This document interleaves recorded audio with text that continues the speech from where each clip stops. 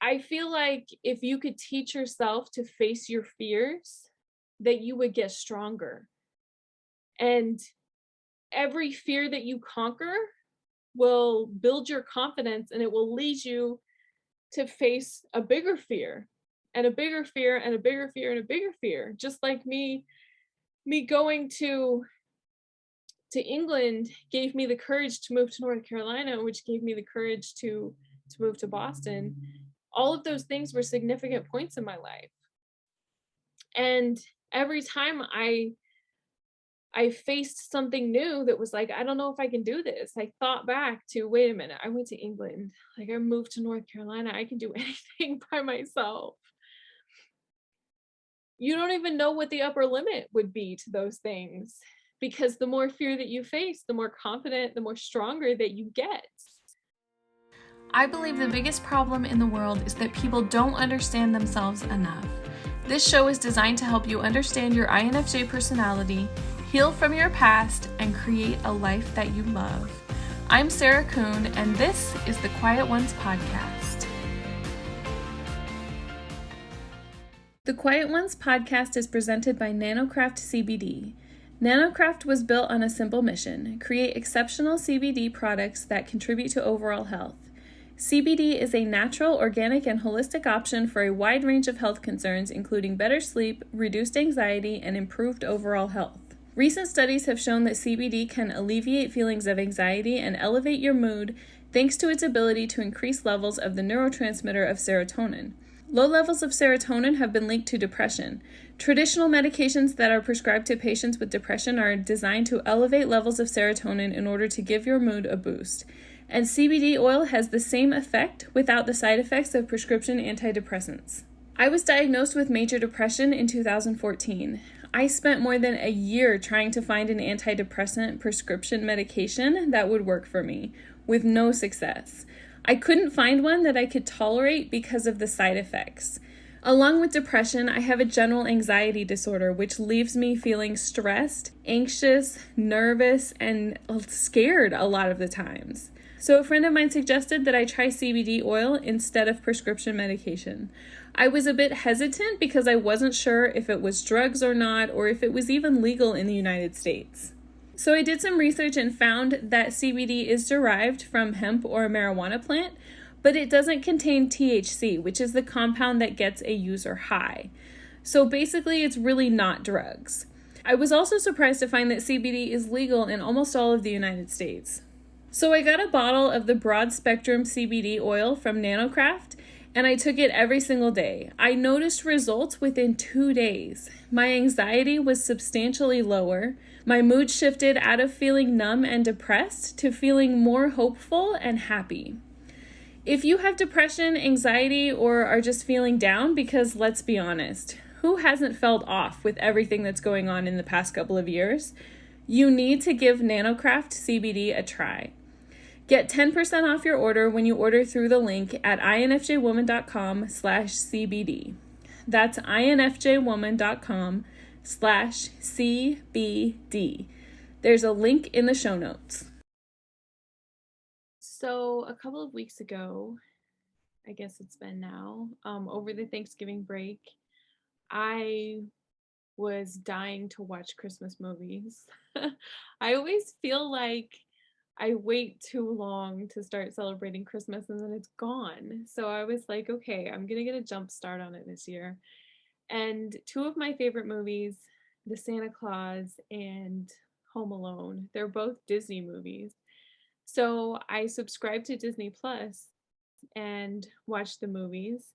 And then I was looking for something else to watch, and I came across the movie Cruella. And I wanted to see it a while ago, but I didn't want to pay $20 to watch it. So I figured, well, since it was included in the subscription, that I would check it out. And it was a really interesting movie to me because I resonated so much with the main character. Her name is Estella to begin with, and then she turns into, like, her alter ego is Cruella. Um, it was just really interesting to watch her character develop because she went through some horrible things in her life, and she was kind of on her own and forced to figure things out by herself. And there was one point in the movie where she had already kind of established this alter ego as Cruella. And I think it was her friends were saying to her, like, we don't like Cruella. We don't like it when you act that way.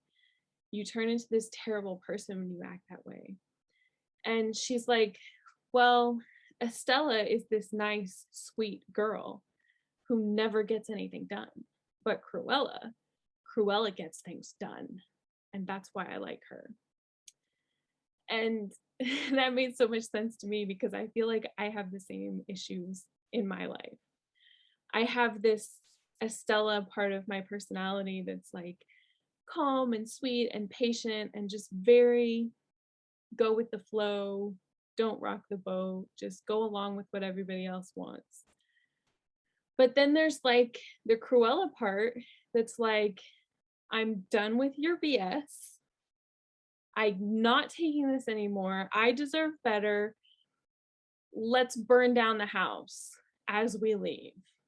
Like, seriously, I can't take it anymore.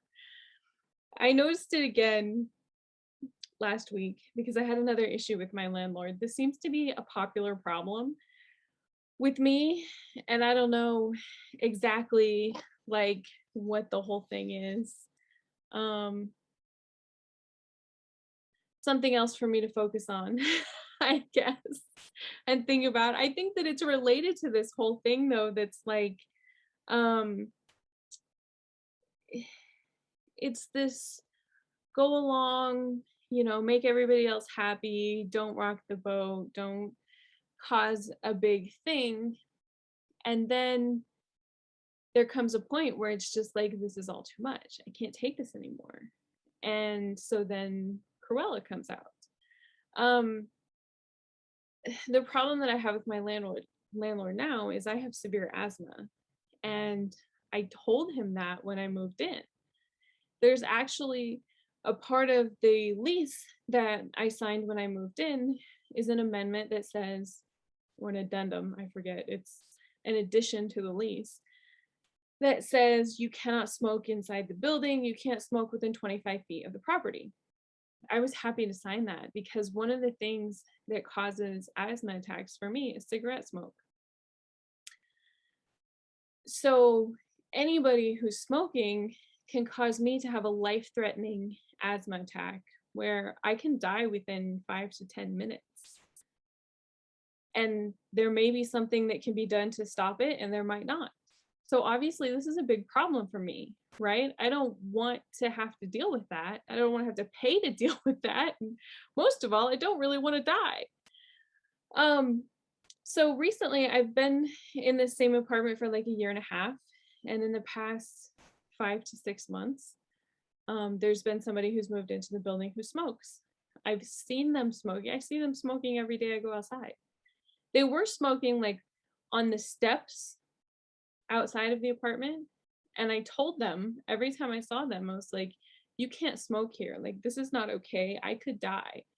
And they're very flippant about it. Like, oh, like, I'll just go over there. And it's like, no, it's 25 feet of the property. So that means that you can't smoke in the parking lot. You can't smoke outside. You need to be 25 feet away from the property line to smoke.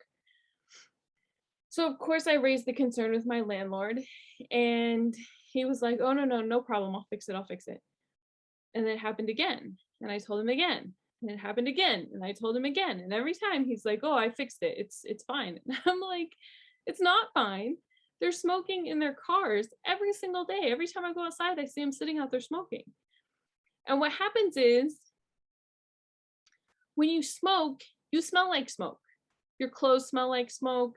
Your apartment smells like smoke. Even if you're not smoking in there, everything still smells like smoke. So you get out of your car and you go walking through the apartment building, it smells like smoke. Now, in general, if I was just not interested in smelling like smoke, it would be annoying, but whatever. But that's not the case for me. It's not just annoying. I could die from that. I could die within like 10 minutes, not like long term how most people will die from smoking. It's like I could literally die within 10 minutes of that. This is a massive problem.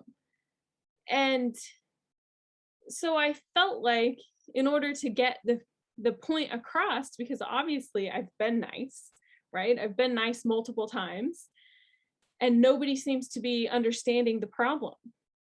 So last week when it happened again, I was like, okay, listen, I'm getting a lawyer and I'm going to get everybody else in this building who's pissed off about this to have this same lawyer, and we're all going to leave because you have violated the leases. You violated the state laws of Massachusetts that says that you can't smoke.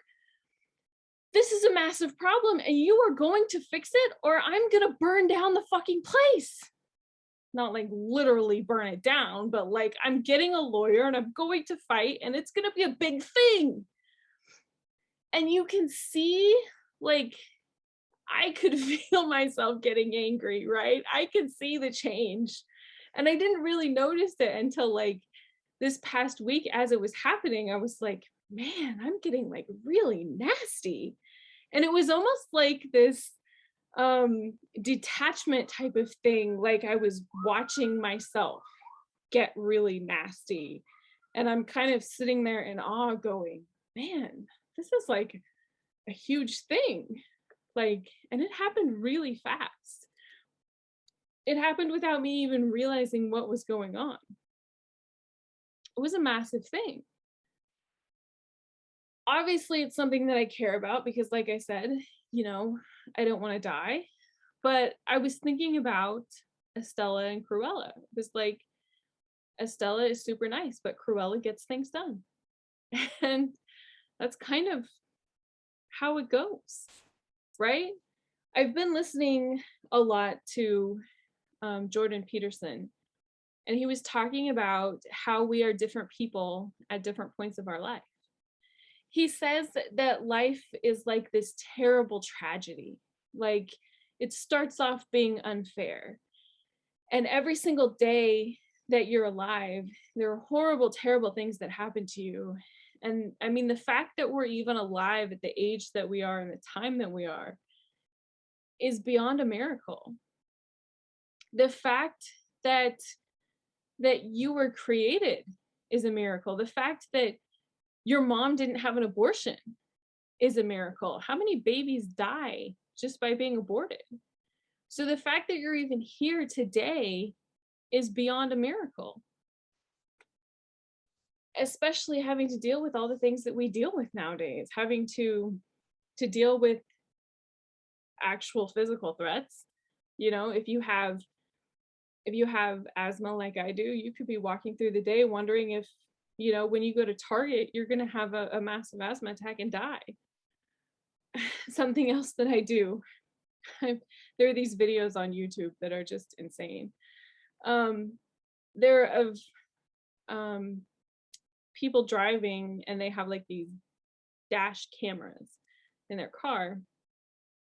And so they catch all of these accidents and videos of people just making really stupid mistakes while they're driving, running red lights and causing like a 6-car accident just from something so simple.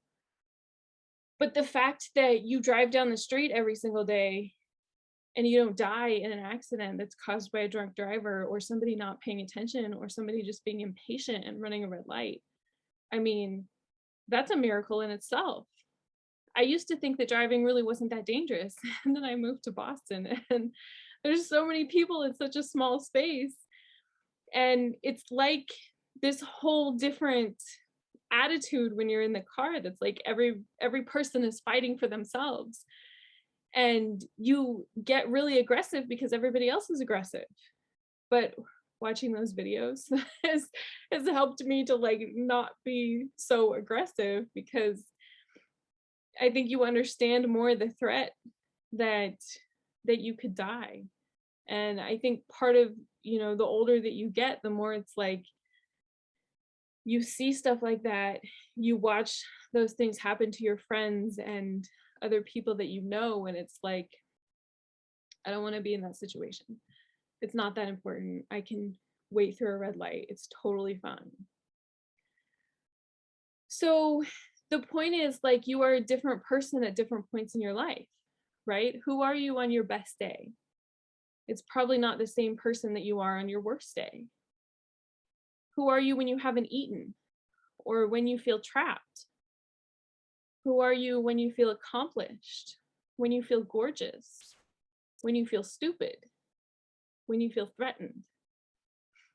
I'm actually a lot worse person when I feel stupid than when I feel threatened.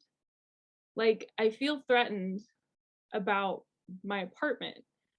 The story that I just told you about my apartment, I feel threatened because I feel like my life could be in danger.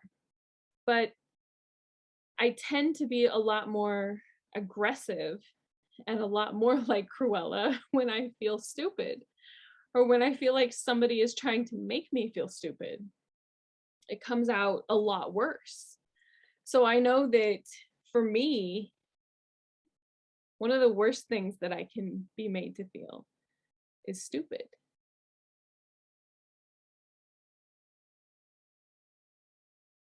Another thing that I've been working on recently that's definitely related to all of this, I've been working on a moral inventory, which is being super honest with yourself about all kinds of different things. Really just digging into who you are as a person, who you are at the best and the worst points in your life, and trying to explore why you act that way. Something else that Jordan Peterson was talking about is being really honest with yourself. When I was working on this inventory, when I was starting, I bought this book that's like a book full of questions. And I had the book for, I don't know, a week or two before I actually started reading it, because it was like super intimidating. I feel like I'm pretty honest with myself, but I didn't really want to know the depth of that, right? I was okay with just being like, well, I'm kind of honest. I'm like honest enough, and that's totally fine. I didn't want to dive into the parts of myself that I know need to change. I didn't want to dive into the, hey, why does Cruella come out? And can we fix that? You know? But I kind of did, because that's why I bought the book, right? Because it's like, okay, I want to understand myself better.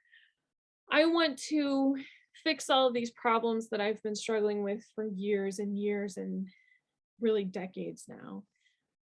I want to be a better person. I want to accomplish different things in my life. And I feel like I have to fully understand myself before I can do that. But it was like very intimidating to actually say, okay, I'm going to be honest with myself. I'm going to be fully honest, even if it's something that I don't like, even if it's something that I don't want to admit, even if it's something that I don't want other people to know.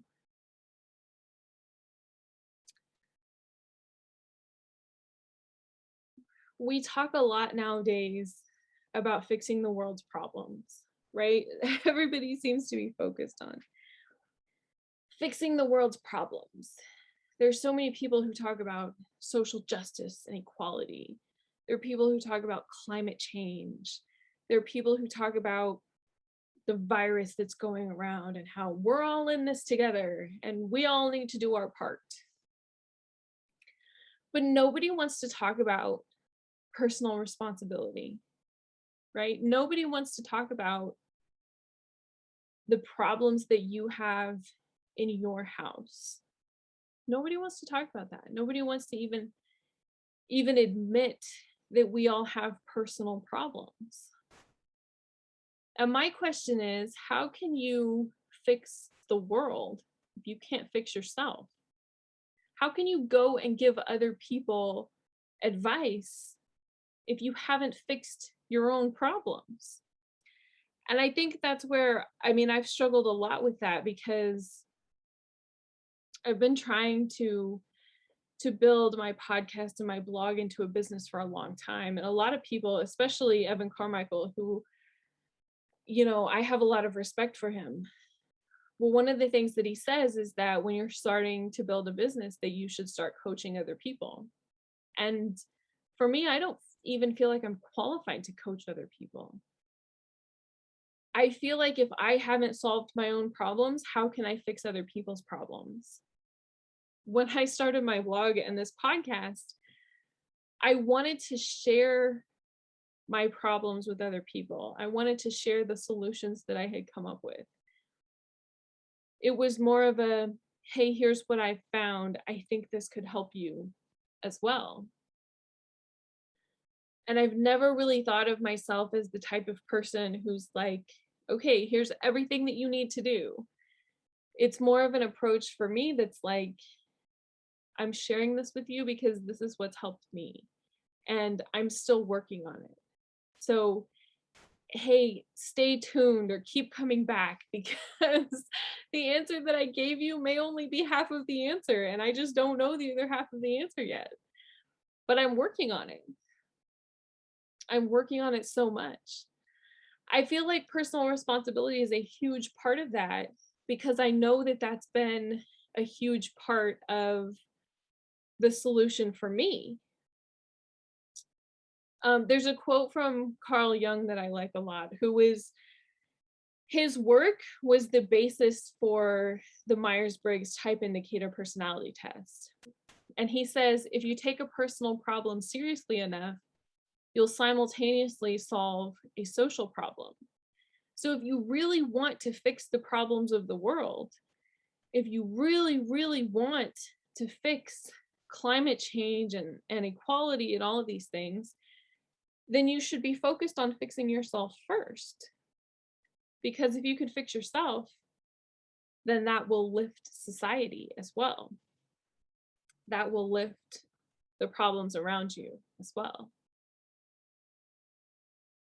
One of the biggest things that helps, one of the biggest things that has helped me, and one of the reasons that I've been listening to Jordan Peterson so much is because he says the things that I've already done and I know that they help. He said that you're morally obligated to do things other than that which you like. I shared this on Instagram this past week, and there were quite a few people who were like, that's not true. That doesn't work. There are so many things that make you uncomfortable and they don't help you at all. I disagree. I disagree a lot. And I'll give you a really good example. When I was 21, I think. When I was in high school, actually, is where it started. I was working for a church ministry, and I met this guy who was a minister for a ministry or a nonprofit organization in England. And he said that they were looking for people to work at the ministry, and he wondered if I might be interested. And first of all, he was very nice looking and he had an English accent. And I was like, yes, I'll do anything that you want me to do. Of course, sure. And plus, at that age, the thought of going to a different country was like super exciting. But it was also incredibly terrifying for me because I was the type of person who had always been in my parents' house. And I didn't even like going on sleepovers to other people's houses. So the fact that, even the idea of going to a different state or across the United States was a big idea. But then going to a whole different country was like overwhelming, but it was exciting as well. So it took us almost a whole year. We fought with the government about getting a visa, and getting a work visa was pretty difficult, especially because I didn't have a bachelor's degree yet. And so we finally decided that I could come to England on a tourist visa for 3 months. And so then I wouldn't, and it was like, you didn't need an actual visa. They would just let you into the country for 3 months. And I was like, okay, well, I'll do that. So I remember when I was leaving, my parents were like almost at the point of tears. And my parents are never like that. And I was just kept going back and forth, like, I don't know if this is the right thing to do. And I kind of had this feeling that I wasn't coming back in 3 months because I was really hoping, like, I had this idea that I was going to be a pastor's wife. And here I had found a guy who was pretty much a pastor. And I was like, what if this is the guy? Like, I just had this feeling that this was the guy and this is what I was supposed to do. So it was really pretty hard telling my parents goodbye because I really thought that that was it. Like I was going to leave and, it might be years before I came back. But I eventually got on the plane. And that was the first time that I had ever been on a plane by myself. That was the first time that I had ever done anything big like that by myself. And I mean, taking on that type of responsibility, I grew up like super quick. There were so many things that were like, you're a long ways away from home and you're just going to have to figure this out. Like there's nobody that you can call. I barely had the ability to call my parents because it was expensive. And the people that I was staying with, they couldn't afford me making these long distance phone calls all the time. And I only had a limited amount of money. So I'm like, ooh, I have to learn how to like budget my money now. This is weird. I've never done that before. I mean, there was just so much, like, I'm the one who has to be concerned with how safe I am. I need to know, how do you call like 911? So I'm asking these simple questions, and they're like, what do you mean 911? And I'm like, 911, like, the police, the fire department. And they're like, oh, that's not 911, that's 999. And I'm like, what? You don't even have 911? I'm like, well, yeah, we do, but it's 999. And I'm like, great. Well, I'm glad that I asked because I would have been calling 911 and got nothing. I mean, and obviously it's different when you're in a foreign country because, there are little differences, but in England, some of those little differences were like massive differences that, I mean, even when I went into a restaurant and they asked me what I wanted to drink and I said, I want water. And the server looked at me and she's like, what? And I'm like, I want water? You don't have water? And she's like, what? And the guy that I was with, he was like, no, you want water. And she's like, oh, okay, yeah, we have that. And I'm like, what? He's like, you don't even know how to say water. And I'm like, wow, I guess I don't. This is like shocking. But I ended up staying 6 months and I learned so much about responsibility, so much about my worldview and how other people have different worldviews, how they have different experiences, they have different ideas and thoughts about history. And when I got home, I was dying to get home, first of all, because it was like the fall of 2008, which, if you remember, felt like the world was coming to an end. I was in England when I think it was HSBC, one of the biggest banks in England, filed for bankruptcy. And nobody knew what was really going on. And there was kind of this fear that like the world was going to collapse. Like obviously the economy's collapsed, but nobody really knew what that meant. And so when I heard that the bank filed bankruptcy, I'm like, how does a bank file bankruptcy, first of all? And secondly, what is that going to do to like airplanes? Like, am I not going to be able to go home? And I ended up going home 2 weeks early because I was terrified of like, what if I can't go home? So there was all this fear and I ended up getting home and I felt so much better just being at home. But then I started thinking about, okay, what's next? Because, like I said, I kind of had this idea in my head that I wasn't coming home. And then obviously, the guy wasn't that interested in me. And I think it was really like his mom wasn't that interested in me. Like, she didn't like me, so it wasn't okay for him to go out with me. And I was like, okay, fine, whatever. So I get home and then I start thinking about what I really want to do with my life. And that was the fall of 2008, right? So I spent 2009 thinking and planning and scheming.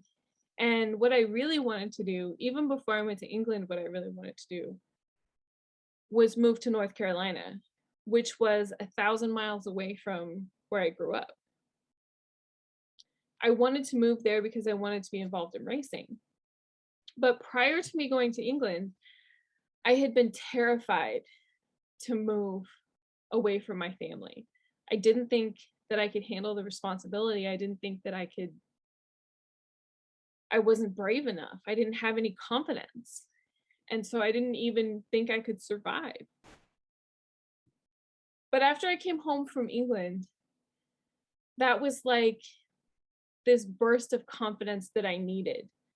And every time there was something that I really wanted to do, that I was scared I wouldn't be able to do it, I would look back and say, wait a minute, I went to England all by myself. And yeah, I stayed with people who were there, but there was so much that I did by myself. I spent 4 days in London all by myself. I'd never been to a big city before. I'd never been to New York City. I hadn't been to Washington, D.C. at that point, never been to Boston. The biggest city that I had been to was Kansas City, and I had never been there by myself. So I was like, I've done this really big, amazing thing that I didn't think was possible. So obviously I can do anything else. So because I had taken that responsibility and taken the chance and went to England, then I was like, you know what? I can move to North Carolina. I can do this by myself. And my parents came at me with all of this. What are you going to do if? What are you going to do if you get a flat tire? What are you going to do if somebody breaks into your house? And it's always these negative things, right? What are you going to do if you fall down and break your leg? What are you going to do if, my mom had like this endless stream of things, and it was always these really negative things. And at first I thought, I need to have an answer for exactly what I'm going to do. But once I came home from England, I was like, you know what I'm going to do? I'm going to figure it out. What are you going to do if you have a flat tire? Well, you're going to call dad and he's going to come and fix it. But what if he's not available? Then what are you going to do? You know what I do? Now there's an extra part of your car insurance that you can buy that's called roadside assistance. And yes, you have to pay. I think there's a small fee that you have to pay. But somebody will come. All you have to do is call them and somebody will come and change the tire for you. I know it's like this shocking revolutionary thing. It's like, hey, you don't actually need to know how to change a tire. I mean, it would be nice if you do know how to do it, but you also have to consider that who put the tire on your car right now. You may not be able to get the lug nuts unscrewed, even if you know how to change a tire without like destroying your car. I mean, you may not be strong enough to get the lug nuts unscrewed. So then what? I actually had a car when I was in North Carolina. I think I was in North Carolina. No, maybe it was before I moved to North Carolina. But I had this SUV that I bought. It was a Toyota RAV4. And it was kind of a weird story. I bought it when I was in Oklahoma City, like for the weekend. And I went to put new tires on it like a year later. And they're like, we need the key to the lug nuts. And I'm like, what do you mean? Lug nuts have keys? And he's like, yeah, one of your lug nuts on each tire has like this locking key. It's like a locking lug nut, and you have to have a special key to get it off. And I'm like, I don't know what that is. If it's not in the car, I don't have it. And they're like, oh, well, that's a problem because we can't get the tires off of your car unless you have the specific key. And I'm like, well, great. How do I get the key? And thankfully, it was kind of a process, but thankfully I had a warranty on my car and they were able to order me one from Toyota, but it took like 2 weeks to get it. But I mean, there are so many situations like that that are like, I have no idea how I'm going to handle that. And you don't really know until you get into that situation. But all you really need to know is that you can figure it out. Everything in life is figure outable. Even if it feels impossible and like there's way too much there, everything is figure outable. Everything. I think the main point that I'm trying to make here is that so much changed for me when I started taking responsibility. When I started realizing that once you can conquer some of your fears, then so much else in the world opens up for you. So, because I went to England, then I felt like I was confident enough to move to North Carolina. And I was there for a year. And then I ended up having to move home because of financial reasons. But I had been there for a year and I had figured it out. And I was like, you know what? I can do this. I can make this work. I think I just gave up too soon. And so a year later, I went back and I was there for 6 years. And again, I ended up having to go back home because of financial reasons.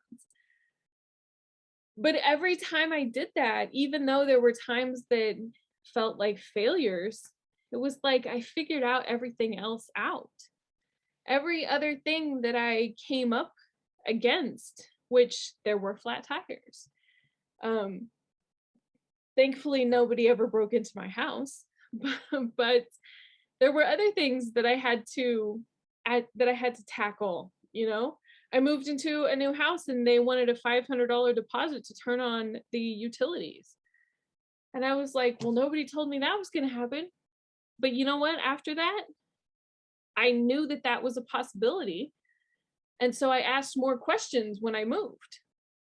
There's all sorts of stuff that you don't learn until you take on the responsibility. So we started off talking about who are you at different points of your life, right? And I know if you're anything like me, you have this vision in your head of this person that you want to be, this person that you think that you can be. And that's part of why I started doing this moral inventory, because I want to be able to get there. I want to be able to improve as a person and to do more in my life than what I'm doing right now. And I know that only happens if I actually take action and if I start working through the dark parts of my personality, if I confront the things that I'm trying to hide from. I'm really, really good at hiding from problems. There's a lot of things that I feel like if I just ignore them, they'll go away. Or maybe they're not that big. Maybe I'm just making a big deal out of them. Maybe if I just put them off for long enough, I'll come up with a better solution.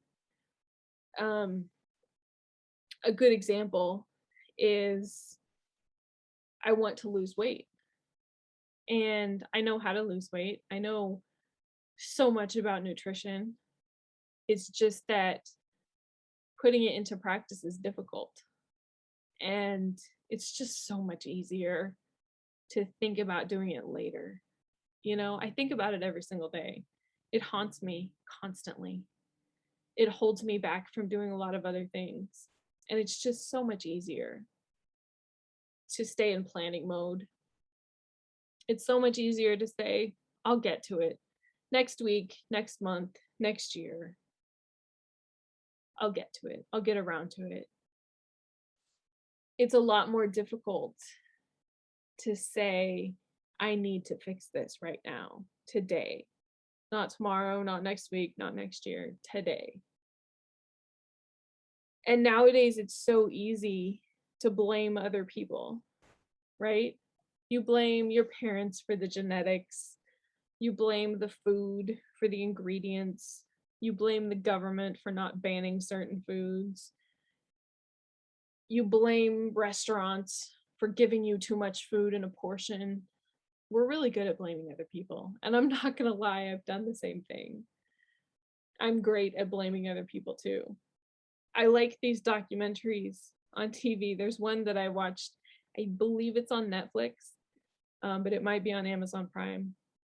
It's called Sugar Coated. So if you haven't watched it, you definitely should. Basically, what they said is that they have evidence that the government is hiding that sugar is bad for you, the same way that the government hid that nicotine was bad for you. The government knew that cigarettes killed people 50 years before they started telling people that. And basically, they're doing the same thing with sugar. They know that it kills people, but they're hiding that because it's a profitable business for them, right? They want to make money.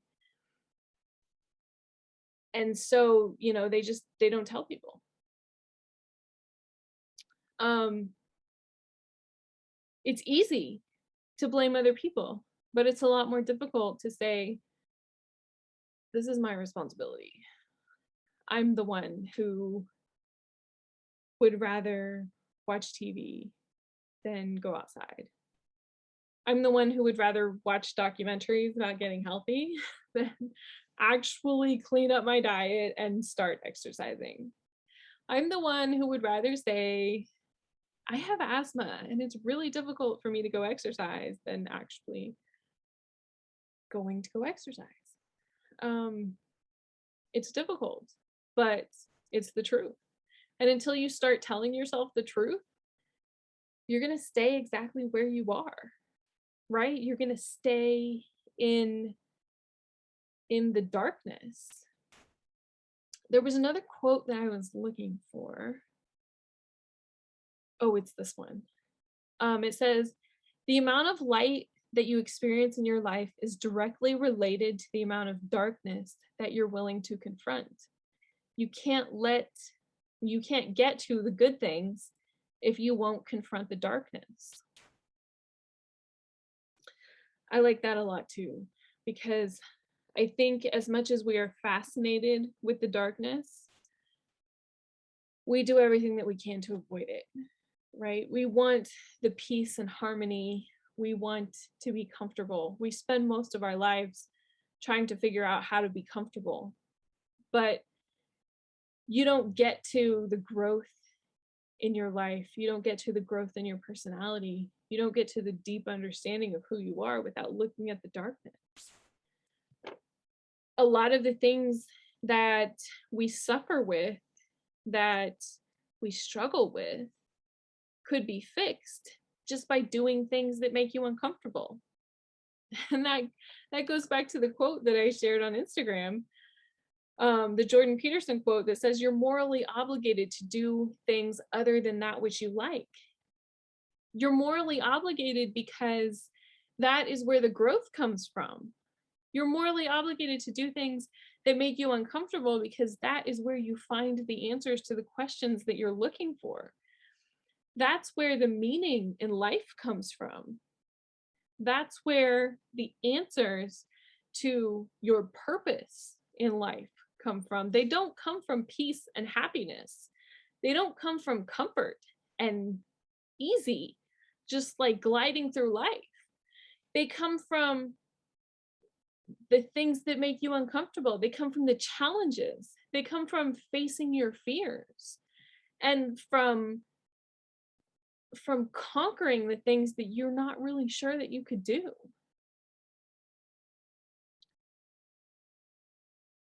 How many people run away from their fears rather than confronting them? A lot of people. A lot of people make up these long, complicated excuses about why they can't do the things that they want to do. I talk to people quite frequently who say, well, if I would only have had more courage, I could have been a doctor, but my parents wanted me to sell insurance, so that's what I chose to do, and I'm just stuck here. you're not really stuck there though, right? And it doesn't matter how old you are. You can change careers when you're 70 years old. You can change careers anytime that you want to. You can start doing the things that you want to do. A lot of people tell me too that, I would do something that makes me happy. I would be a writer instead of a doctor or an accountant, but I can't because my parents told me that I can't.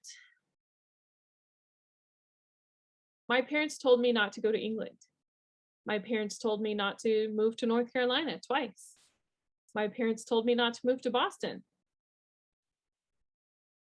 I did the things that my parents told me not to do. Now, that doesn't mean that I don't have any respect for my parents, because I do. I have a lot of respect for them. But I know that their truth is not my truth. I know that the choices that they have made in their lives are not the choices that I would make. So why am I letting them dictate how my life would be? And initially, they weren't happy. I mean, they weren't nasty to me, but they made their displeasure known. And it was uncomfortable. It was insanely uncomfortable for me because I was the good little girl who did everything that I was supposed to do. If they told me to do something, I did it. If they told me not to do something, I wouldn't go near it. And then all of a sudden, they're telling me not to do something, and I'm like,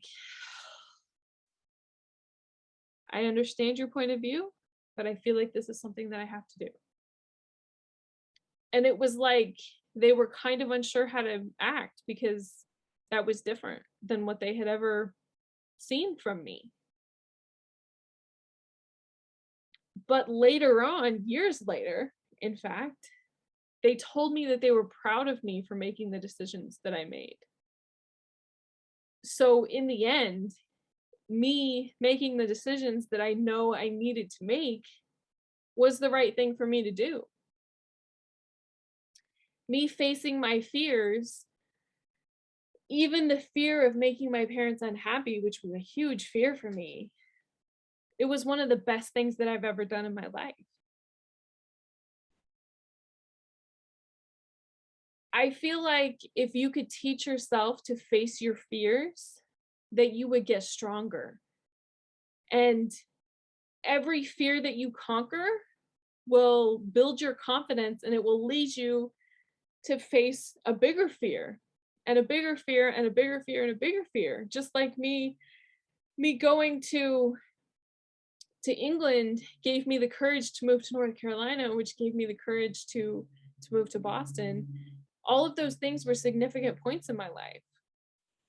And every time I faced something new that was like, I don't know if I can do this, I thought back to, wait a minute, I went to England, like I moved to North Carolina, I can do anything by myself. You don't even know what the upper limit would be to those things, because the more fear that you face, the more confident, the more stronger that you get. Can you imagine what your life would be like 10 years from now if you didn't avoid the things that you were afraid of?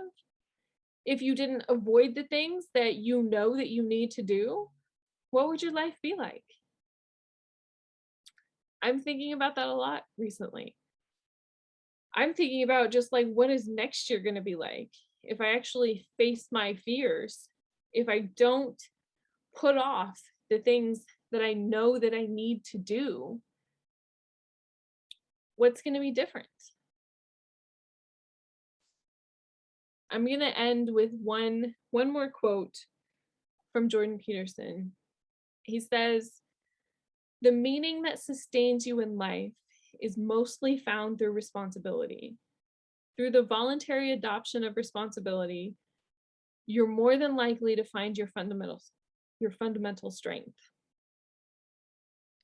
When you take on responsibility, you're going to find the things that make you strong. You're going to figure out where your courage is. You're going to find your strength. And more than any of that, you're going to find the meaning in your life. What is your life really about? If you stay in the easy and the happy and the peaceful place in your life where you're just gliding through life, there's no meaning there. The meaning comes from doing things that make you uncomfortable. So I want to challenge you this week to do something that makes you uncomfortable. What is it that you've been putting off? What is it that you know that you need to change? I'm working on my New Year's resolutions because I have been for a few weeks now. One of the things that I want to do is to do more YouTube videos. And somebody told me not too long ago, you can't be an INFJ because you do videos all the time. And INFJs don't like being on videos, so therefore you're not an INFJ. And I thought, that's the stupidest thing in the world. You have no idea how difficult it is for me to record a video. Like, talk about facing your fears every single day. I mean, it's terrifying and horrifying, and I would record 10 times more videos if I wasn't so scared to do it. And even though the response that I get from my YouTube channel and from my podcast is overwhelmingly positive, I'm still terrified to be on camera. I'm still terrified to sit here and talk. And I wonder sometimes if it makes sense. I wonder if I pronounce words wrong, or if I have these weird pauses, or I hate that my face gets all red when I start talking. I mean, there's so many things that are just like so uncomfortable. So I have some more ideas for probably different YouTube channels, because one of them was like this idea of like how to fight through your fears of starting a YouTube channel just by being an introvert. Another one is like exploring the area around where I live and making videos about, different things, almost like finding good pizza. And there are a lot of like homemade donut places around here. And then there's so many things to do around Boston, like Plymouth is a big thing. That's where the Pilgrims first landed in the New World. And then Salem, Massachusetts is where the witch trials were, which is a big thing in October, for Halloween. But there are so many different things like that I feel like if I challenge myself to make the videos, then one, I'll feel more comfortable making videos, and two, it'll give me a reason to get out of the house, which is something else that I need. So I have all of these ideas, and it's like a constant fighting through fear, almost on a daily basis in order to accomplish all of these things. So anyway, I want you to know that you're not alone. You're not alone in fighting your fears, because I'm doing it. I'm doing it too every single day. And when you're challenging yourself, you're not alone either, because I'm out here challenging myself every single day as well. And I'm sharing this information with you because it's helped me, and because I want to help you too. And I know that when we face our fears, whether it's together or separately, we can be better people. We can live happier lives. We can have that meaning and purpose in our lives that we're all fighting for, that we all want so desperately. So yeah, I want to challenge you to do something that makes you uncomfortable this week, and let me know how it goes.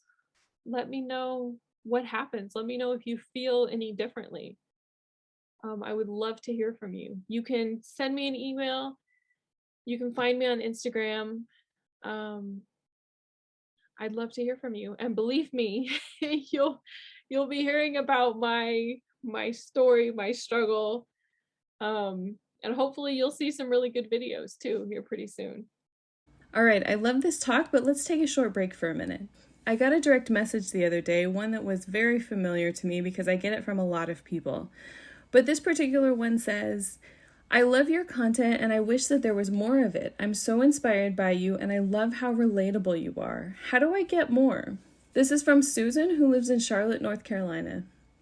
Well, Susan, I have some good news for you. I'm starting an insiders group for you and for anyone listening who wants more content. It's called the INFJ Woman Insiders. With this group, you'll learn more about your INFJ personality and step into your highest and best self. You'll get at least 2 videos every single week from me, full of inspiration, guidance, and support. You'll also get 2 live videos a month where I show up to answer your questions and give you support and coaching. I'm also including exclusive access to behind the scenes of what's going on in my business and my life each and every week. If you want me there with you like a cheerleader and a coach, you'll want to become an insider.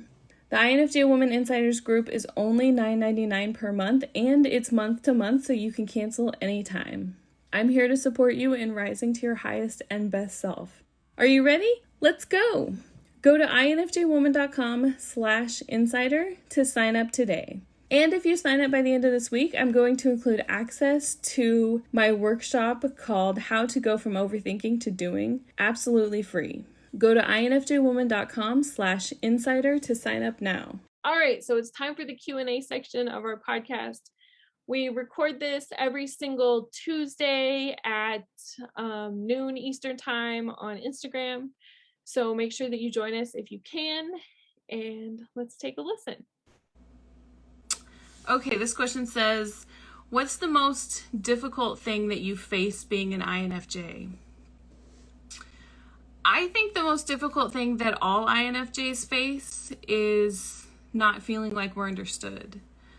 I know that's a problem with me, and it's one of the things that I believe that most of the problems in the world, if not all of the problems, could be solved if people understood themselves better.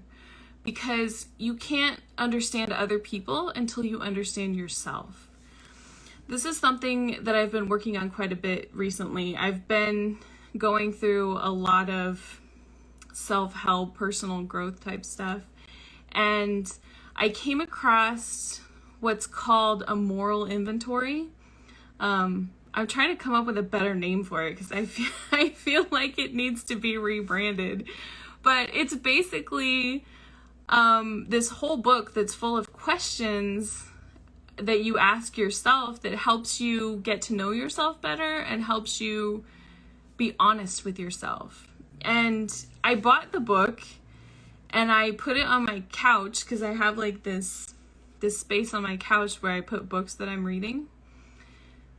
And I sat there and like stared at it for a couple of weeks because it's like this super scary thing to be honest with yourself. And you know, we as INFJs, we're really good at looking at other people and just seeing them as they are, even if they're trying to put on some type of a front. And so we're good at seeing them as they are and identifying their faults, what they need to change, what they can do better. And we're not so good at looking at ourselves and seeing all of those things. And so I was just really intimidated and honestly kind of scared to dive into it because I'm like, do I really want to know all of the things that are wrong with me? Like, do I really want to be seen that much? I mean, I want to be seen, but do I really want to be seen? You know, it's like one of those things. It's like, be careful what you wish for because you might get it. So I finally was like brave enough to dive in and start going through all of the questions. And I'm learning so much about myself that it's very scary, but it's also enlightening at the same time. One of the things that I pick at my parents quite a bit because, you know, my parents is like, I can see their problems. Like, why can't they just fix their problems, right? So one of my parents has this problem of just like letting things go and letting things go and letting things go. Like, they're very, very passive. But then once they've let things go for a long time, then they'll explode. Like it's this massive issue that's a big problem and the world's gonna end type of explosion. And it's a really difficult thing to live with, right? Because you know that there's an explosion coming, you just don't know when. But then I had this issue this past week with my landlord, which seems to be a problem with me. I've done this with landlords a couple of times. Something else for me to explore later. But I had this issue where I've just let things go for like a year and a half. And in the last 6 months, it's been really, really bad. And what's happening is he's letting people smoke in our building. And there's an amendment to the lease that says that you can't smoke within 25 feet of the property. And I have severe asthma, right? So cigarette smoke can trigger an asthma attack for me, which I can die from in like 5 minutes. So obviously it's a big problem, right? And I've been telling him this for 6 months. And I'm finally to the point where, you know, I've been trying to be nice and sort of overlooking some things and trying to be nice. And finally to the point where I'm like, I am getting a lawyer. Like, this is unacceptable. And so last week it was like, as it was happening, I'm like, this is an explosion. Like, this is exactly what my parents do. They just let things go and try to be nice and let things go. And then massive explosion. I'm like, wow, I do the same thing that my parents do. That's shocking and horrifying and wow. It was like this big revelation for me though, because, you know, you can't fix a problem until you admit that you have the problem, right? And so for me, it's like, okay, I have this problem. Now I need to understand why I have this problem, and then I can work on fixing it. So I really think that understanding is the basis of so much. Obviously, acceptance is a part of the problem, or is a part of the process, right? Accepting the fact that you have a problem. And then admitting that you can't fix it yourself. Like, you need help from somebody else to fix it. So it's a whole process. But I think that doing this sort of inventory and learning how to be honest with yourself, I think it helps a lot. It helps you not only because you're diving into all the stuff that you're super scared of, but I think that it helps you have compassion for other people as well. Because once you realize that you have the same problems that they have, then you're not so brutal about your honesty with them, because you look at other people and you're like, yeah, I've been there. I know what that's like. I know how difficult it is to change because I'm actively trying to change. And sometimes it feels like torture. So you have a lot more compassion and understanding, which is good too. All right, I saw some other questions, so I'm going to try to find them.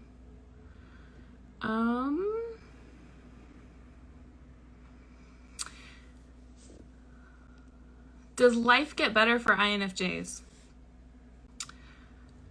I think that it does. It's certainly gotten better for me. When I look at where I was when I started diving into my personality type, I was in a job with an abusive boss. He was verbally abusive in every possible way that you can come up with. I had such low self-esteem that I didn't think that I deserved anything. I had such low confidence that I didn't even feel worthy enough to apply for other jobs, let alone trying to sell myself. You know, when you go through writing your resume and going to interviews, you have to sell yourself. You have to sell your skills. You have to brag about the stuff that you've done. And I couldn't even do that. I mean, it was next to impossible for me to get another job. When I finally got out of there, I spent a year and a half being unemployed. And so in that situation, I mean, even before I was unemployed, just being around that boss that I had major depression. There were times when I contemplated suicide. I had a massive anxiety problem. All of those things are 100% better now. My anxiety is still there, but it's under control. I would say that my depression is the best that it's been right now, from being at that terrible low. The holidays are usually a really, really bad time for me. I usually get like super depressed and sad, and I don't have a lot of friends who live around where I live. And a lot of them now, with COVID, they don't want to be around other people because most of them have kids. And then, of course, in the holidays, most people spend the holidays with their families, and all of my friends are married and have kids. So it's like, okay, well, you can be a part of our Thanksgiving, but that feels weird and awkward to me. So I usually just spend the holidays by myself, and a lot of times it's like super depressing. But this past week with Thanksgiving, it wasn't depressing at all. I was happy and excited, and I cooked a bunch of food, which I usually don't do that. I usually get like Chinese takeout or a frozen pizza or something like that. And it's like try not to recognize the holiday. 'Cause maybe it won't be so sad if you don't recognize the holiday, right? But this year it was a lot different and I felt a lot better. So yeah, I think it does get better. And I think it really just depends what it is that you're struggling with. What is it that's making your life so bad? I've been thinking a lot about what it is that we truly want. What do people really want out of life? One of those big existential questions, right? And I think a lot of times we set our goals on things that we want because we think that they'll make us happy. So we think that if I could just make more money, if I could just have a nicer car, if I could just have a bigger house, if I could just have a job that I liked, then I would be happy, right?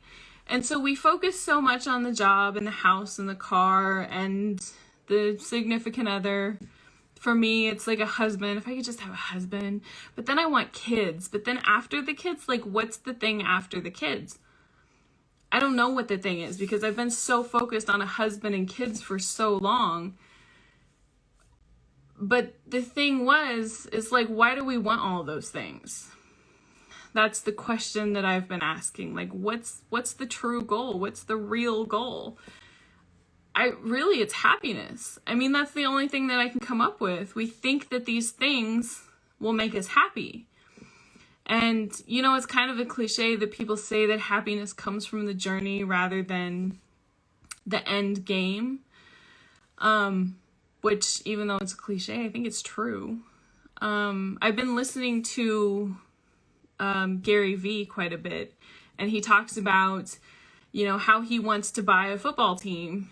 And you need like billions of dollars to buy a football team. And so he says that it's like a 20 or 30 year goal for him, but he just loves the process so much that the goal doesn't really matter. That's just a goal because you need something to work for. What matters is the fact that he loves the process and that he's happy with his everyday life. And I think that that's incredibly important. I've been talking a lot about one of my friends who's starting a business that's focused on happiness and joy. And I think that really needs to be a priority in our lives and that we need to view happiness a little bit differently, right? We usually view happiness as once I have this thing, I'll be happy. But when you look at it from a perspective of what can I do today that will make me happy, then it's a whole different thing, right? It changes the game because you think that you'll be happy when you have this $1 million house, but you don't have $1 million to buy the house or even the credit that you need, or you can't even make the payments on it right now, right? So it's like, okay, what will make me happy today? And it's kind of like depressing at first because you're like, man, nothing makes me happy. Maybe I'm just one of those miserable people. But then you have to start looking for ways to be happy. And it's kind of like, when you buy a red car, you start seeing red cars everywhere, whereas you never saw them before. When you start looking for happiness, then you'll find more happiness because you're looking for ways to be happy. So yeah, I think that life does get better. It depends on what you're struggling with. It depends on how you look at it. It depends on what you want. Something else that I've been thinking a lot about, a guy named Gay Hendricks, who I think is some kind of psychologist or psychiatrist or something. He was on Kathy Heller's podcast, And he was talking about how he coaches people and he hosts these big, really expensive retreats. But one of the first things that he does when people come to the retreat is he puts them in a small room by themselves with no distractions. And he asks them what they really want, like what would really make them happy. And they stay there for 10 minutes and just think about what would really make them happy. Like, what do they really want? So I've been thinking about that a lot. And I think that's where, you know, I've been thinking, like, would the house really make me happy? Because right now the house is a goal, but what comes after that, you know? So it's like, what really makes you happy? Once you start thinking in that direction, then everything kind of changes, right? And I also bring in the things that I have now that I wanted, that I thought would make me happy. When I was unemployed, what I wanted was to move to Boston. And I thought, that's going to make me happy. That's like the next goal. But now I live in Boston, or just south of Boston, and I'm still not happy. And I'm like, ugh, maybe that wasn't the thing. And it's not, I mean, I love Boston, so it's not the city. But then it was like, okay, well, now I'm here. Now I need a nice apartment. Well, I have a nice apartment now, and I'm still not happy. So then it's like, well, what's making me unhappy? Well, my neighbors smoking, for one thing, fighting in the halls. Just the fact that they're making noise, that makes me unhappy. So if I had my own house, you know, but then it's like, well, what if you have neighbors there that you don't like? What if there's traffic noises? I mean, there's just so much that it's like this never-ending quest for happiness. So I think you have to figure out what makes you happy and do those things. Make sure that you incorporate them in your life.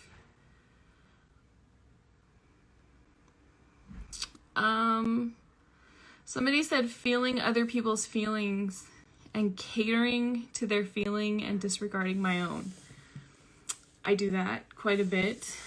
I feel like I'm a recovering people pleaser because I feel like a lot of INFJs are recovering people pleasers. Maybe not all of us are recovering. But you have to start, first of all, with understanding. Once you understand your personality type and you understand the extroverted feeling, which is feeling other people's feelings, then you can recognize what's happening in the moment. Then, you know, when you're standing in the grocery store and somebody's yelling and screaming and you realize that you're starting to get anxious and tense and that you're soaking up all of those feelings, then you can start to say, okay, I'm choosing not to do this right now. Their problems don't need to be my problems, and you can separate yourself from that. It's a lot harder to do when you live with the person who you're soaking up their feelings, right? Or when they're your friends and you're the natural counselor who's always been the counselor, right? They come to you and basically just unload all of their problems.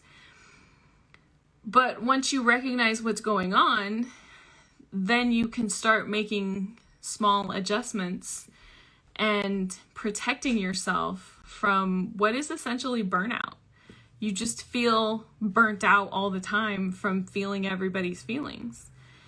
And sometimes, I mean, I think of it like your head as being like this bowl, and you're just collecting things and they just sit there in your head, right?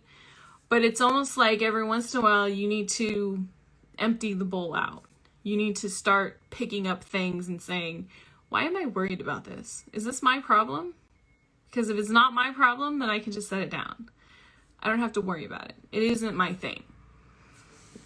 I've had to do that quite a bit because there's a lot of people in my family that have a lot of issues, and it's difficult. I learned something a few weeks ago, which is that we have to give people the reality of their own behavior. We are really good as people pleasers at having a savior complex, right? We want to save people from their problems. We want to help people. I've noticed that I do this a lot with my niece. My niece is 18 years old, and as an 18-year-old, she feels like she knows a lot about everything. I felt the same way when I was 18. Like, I don't need your advice. I don't need you to tell me anything. I know exactly I know what I'm doing. I know what the world is all about. I have this. I don't need anything from anybody. I got this. It is a natural reaction for me to almost want to control her, to be like, no, don't do that. Don't do that. You're going to fall flat on your face. It's going to hurt really bad. You're going to get yourself in this massive financial crisis, and it's going to be bad. I know that because I've been there. I've done the same thing that she's doing. I've made the same kind of choices that she's making. And I just want to be like, oh, stop. If you just do it this way, because I've made all of those bad choices and I've had to deal with the repercussions for years. And I know that if I could go back, I would change some of the things. And so I see somebody else making those same mistakes, and I'm like, I can fix this. But first of all, she doesn't want help.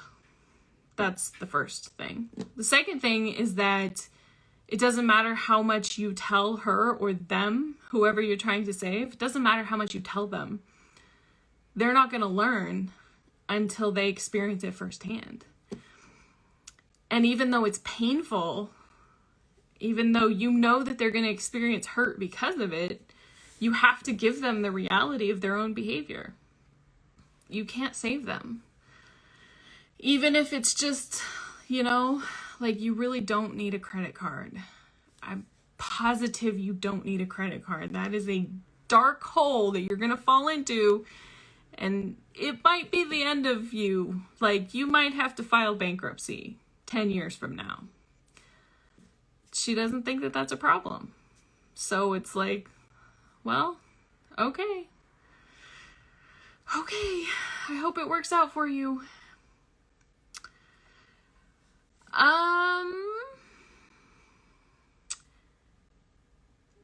Do you use self-love sessions and self-care and essential oils to help with your depression? I'm not sure exactly what self-love sessions or self-care sessions are. I spend a lot of time learning about childhood trauma and the causes of depression. So there are basically 3 different types of depression. Most people will experience the first 2 because those are brought on by things like being laid off and a family member dying and things like that. Most people naturally recover from those. It might take you time to process those things, but most people recover. The 3rd type of depression, which is called major depression, is caused from a chemical imbalance in your brain.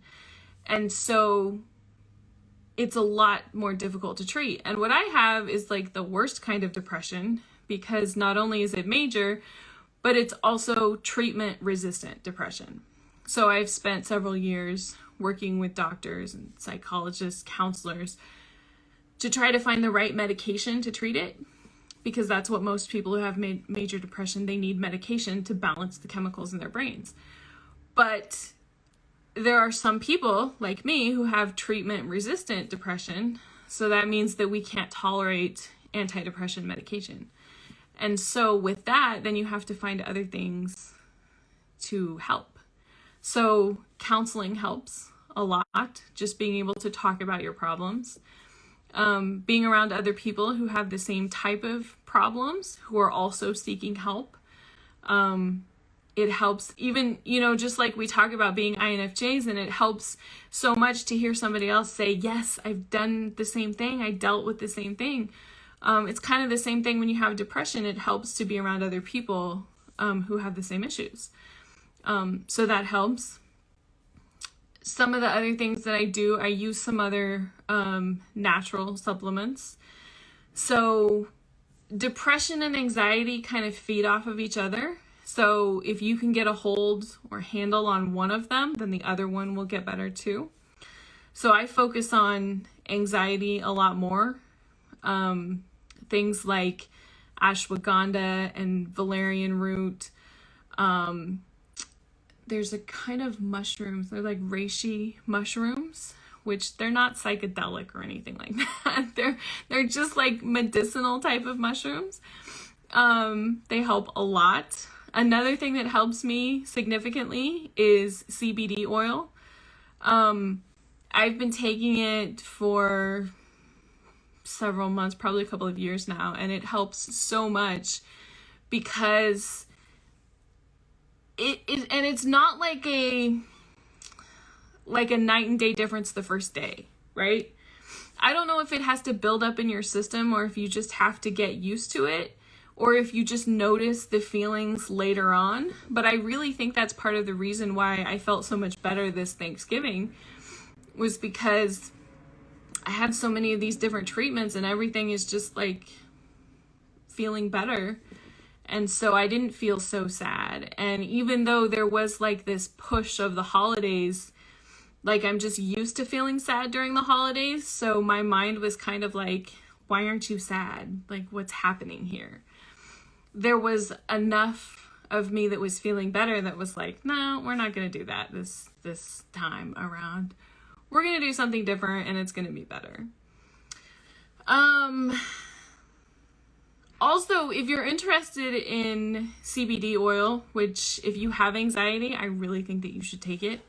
There's a discount code on my website. I order it from Nanocraft CBD, and they sponsor my podcast.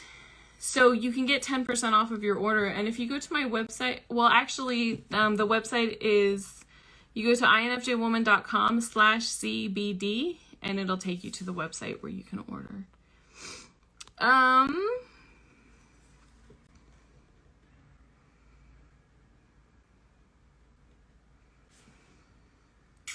Another question, do you think we could use sea moss and start drinking teas? Or should we just start our days with gratitude? Should we not watch television? What's the secret sauce to being happier? I don't know about sea moss, and I'm not sure what kind of tea that you're talking about. Starting your day with gratitude helps a lot. I have a meditation that I listen to quite a bit that helps with gratitude. It helps to have you start thinking about different things to be thankful for. Watching television, that's a personal choice, I would say. I choose not to watch the news because the news to me is extremely depressing. And I know that what they talk about on the news is not like the facts of what happened. It's like the most sensationalized, horrifying way that you can talk about what actually happened. So for me, I try to stay away from the news as much as possible. And I mean, what else you're watching on TV? It's really, I think you have to look at how it affects you too. I've been reading this book. It's called How to Do the Work, which is about healing from childhood trauma, basically. Well, it's more about like how to find self-love. But one of the big things they talk about is trauma, and they talk about how you get addicted to certain reactions to trauma, right? So if your dad came home every single day and yelled at you, even though you don't like that feeling, you're used to that feeling. That's normal, right? And you have this trauma response to it, right? Maybe it makes you really anxious and you get this adrenaline rush. You don't like the feeling, but you get used to it. And so it's normal for you. So now that you're older and, maybe you're like me and you live by yourself, it's peaceful most of the time, except when I'm doing a live video and they decide to cut the lawn. I don't know what they're doing, blowing leaves around probably. But you have this basically peaceful environment and you get you're used to the trauma response and you don't have that now. And so you feel weird because you're like, I don't have that. And you don't even know what you're missing, right? You don't know that you're addicted to that feeling. You just know that you live by yourself and you thought that you wanted peace and now you have peace and you feel weird. And so what the book talks about is it, explains the trauma response, and then it talks about other ways that you trigger that trauma response. And one of the ways is maybe you like to watch serial killer documentaries and you feel that same response because it's scary and it's frightening, and then you start looking at everybody else wondering if they're serial killers, like secretly, But I've noticed too, because I happen to like serial killer documentaries, but I've noticed that they get worse and worse and worse.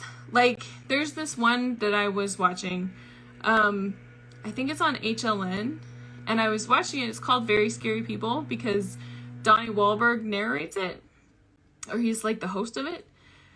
But I can't watch it right before I go to bed because it's really horrifying. And, it talks about some of the worst people that have ever been alive, honestly. But there's definitely a response there. And I was just telling one of my friends yesterday, I told her a while ago that Hulu is better than Netflix because I was watching some shows on Hulu. And so she was telling me she subscribed to Hulu, and I was like, I just actually subscribed to Netflix again because there's this show called You that I wanted to watch, and she's like, oh, really? Is it good? Like, what's it about? And I'm like, well, it's about this guy who like obsesses over people and then murders them. And she's like, what? I'm like, that's a really simplified explanation, but it's really kind of shocking and frightening, but also kind of interesting. And I mean, that's definitely another one of those things that could go on that list of, I like this because I'm used to the response that I get from it, which is like a trauma response. So, I mean, you have to look at what you're watching on TV, I would say. I feel like there's a lot of good stuff that's on TV. I like to watch documentaries, and I like older documentaries too, because some of the newer ones are a little bit, I mean, you never know what you're gonna get. But the last part of that question is, what's the secret sauce? And I think that it's different for everybody.